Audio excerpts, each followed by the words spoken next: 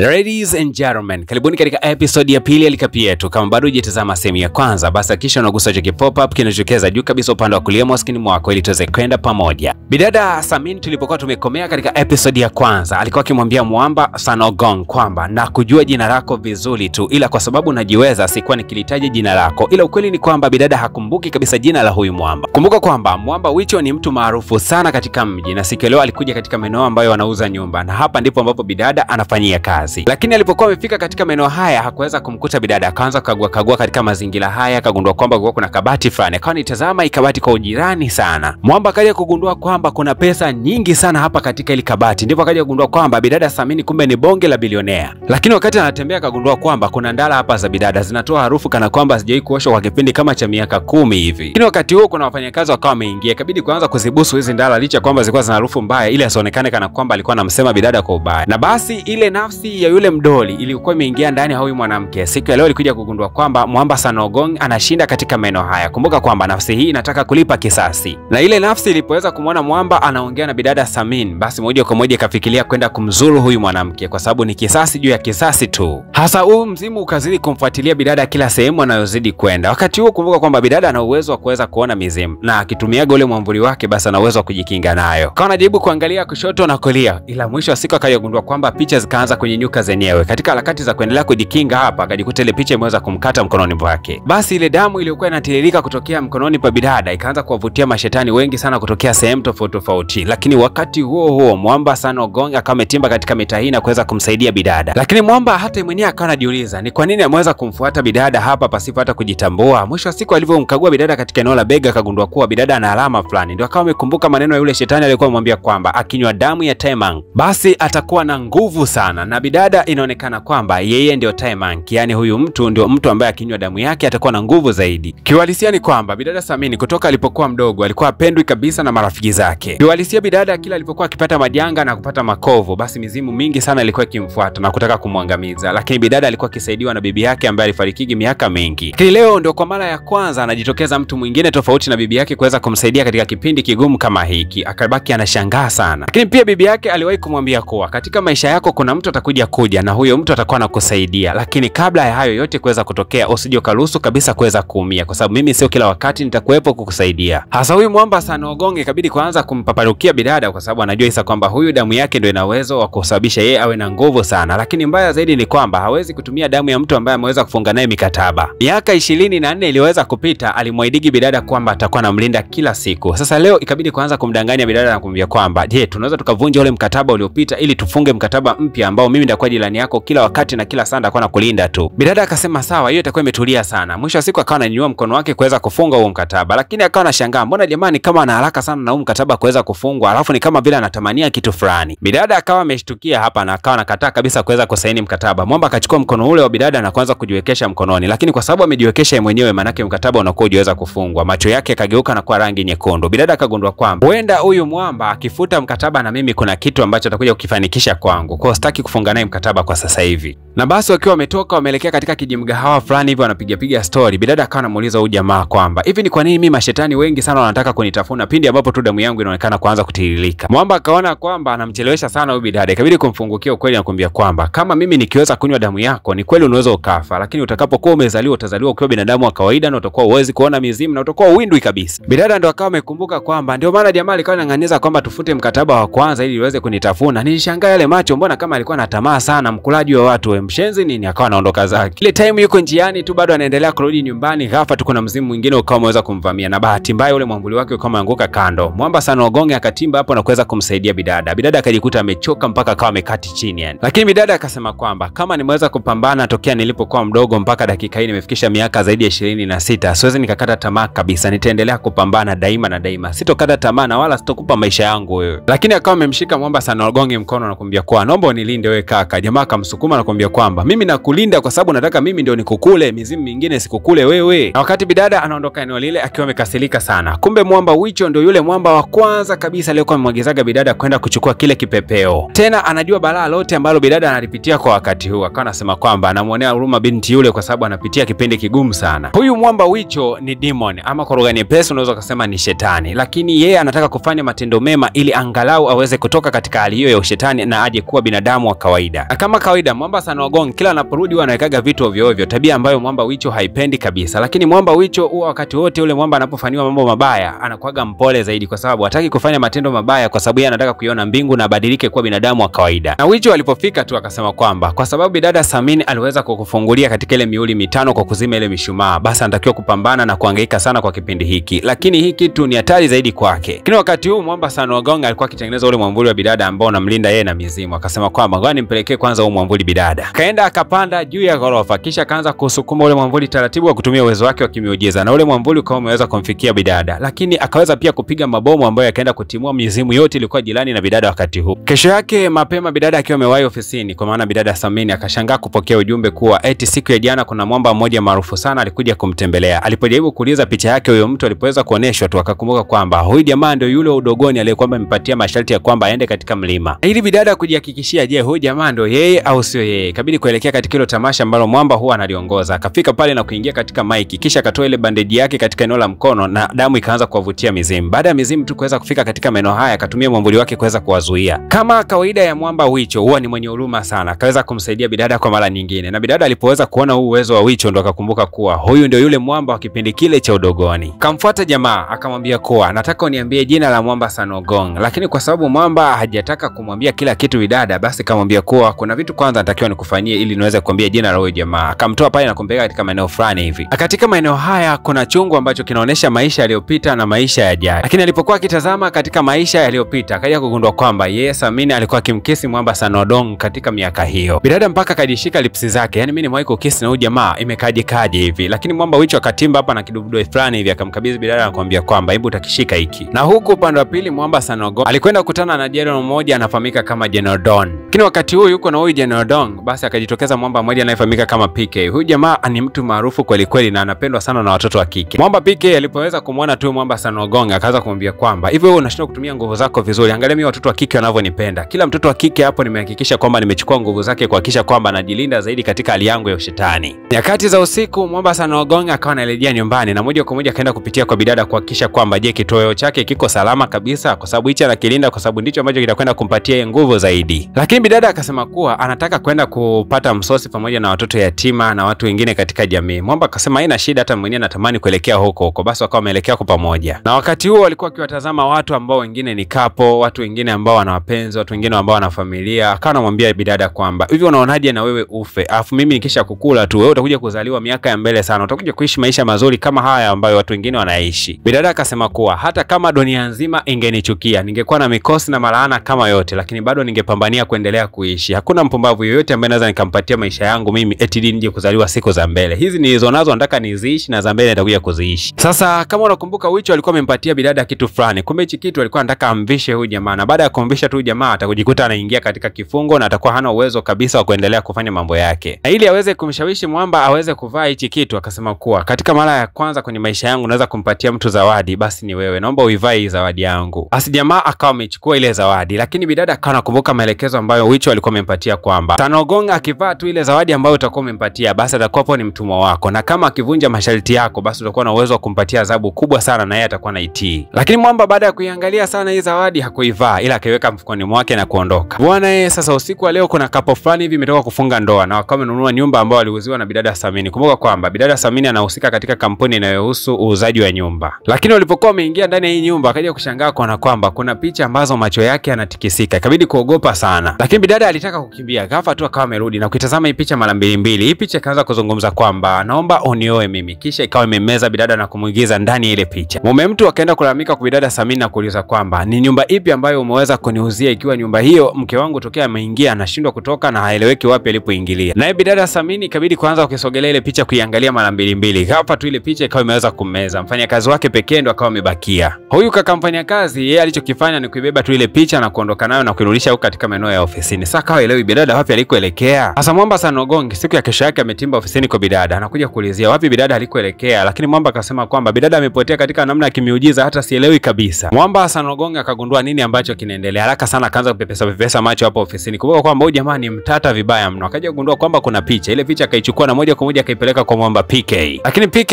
akasema kuwa kama unataka kuingia ndani ya hii picha ili uweze kumkomboa mtu ambaye ameweza kumezwa ndani ya hiyo picha, basi unatakiwa kupiga na wewe picha ambayo itakuingiza ndani ya hiyo picha. Bwana PK kumbe ana kamera yake ya ajabu, na akikupiga picha na ile kamera basi unaingia ndani ya tukio ambalo umetoka kuliona siku za hivi karibuni. Mwamba moja kwa moja Sanogonge akaenda kukaa mbele na Mwamba akamlamba picha, na Mwamba kufumba na kufumbua akajikuta katika ulimwengu mwingine kabisa, na huku anatakiwa kumtafuta bidada ili aweze kumrudisha katika dunia ya kawaida. Je, itakuwa ni rahisi kiasi hicho? Tukutane katika episode ya 3. Jambo kubwa na la msingi, hakikisha kwamba unagusa alama ya kusubscribe na alama ya kulike kama bado hujafanya hivyo, ili tuweze kwenda pamoja. Kumbuka kwamba kila tunapofikisha like 100 basi episode inayofuatia mbele kwa haraka zaidi inatoka.